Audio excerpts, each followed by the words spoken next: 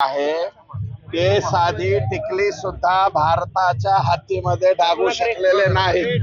Missile आणि हे तर खूप लांब राहिलं, परंतु साधी टिकली सुद्धा ते वाजवू शकलेले नाहीत. त्याच्यामुळं आणि त्यांचं काय काय बर्बाद केलंय हे आता मला वाटतं ते टेंडर वगैरे काढून सांगायला लागलेत. अन्यथा आतापर्यंत त्या देशाचा पंतप्रधान नवाज शरीफ स्वतःच्या देशाच्या संसदेमध्ये खोटा बोलतो ते सुद्धा या ठिकाणी उघड झालेलं आहे. पाकिस्तान किती खोटारड आहे हे आपण पाहिलेलं आहे. आणि भारतीय सैन्य दल आणि देशाचे पंतप्रधान यांनी अतिशय उत्कृष्टरित्या हा विजय संपादित केलेला आहे. पाकिस्तानला चांगले अद्दल घडवलेले आहे.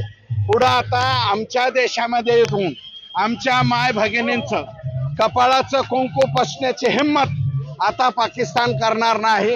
आणि दहशतवाद्यांना पाठिंबा देणारे जो देश आहे तो आपल्या देशापुरताच नाही, संपूर्ण जगामध्ये आता त्याचं पितळ उघडं पडलेलं आहे.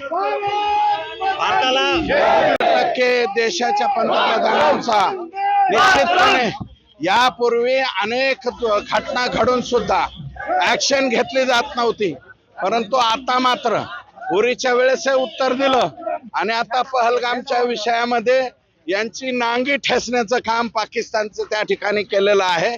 जेवढे हे अतिरेकी तयार करणारे तळ होते ते सगळेच्या सगळे उद्ध्वस्त करण्यात आलेले आहेत.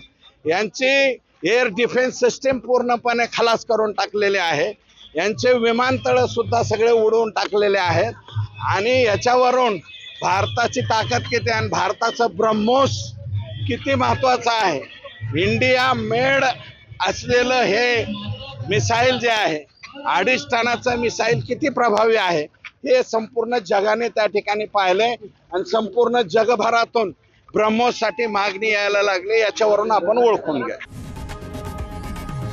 लोकशाही मराठी ऐका, पहा, जागरूक रहा.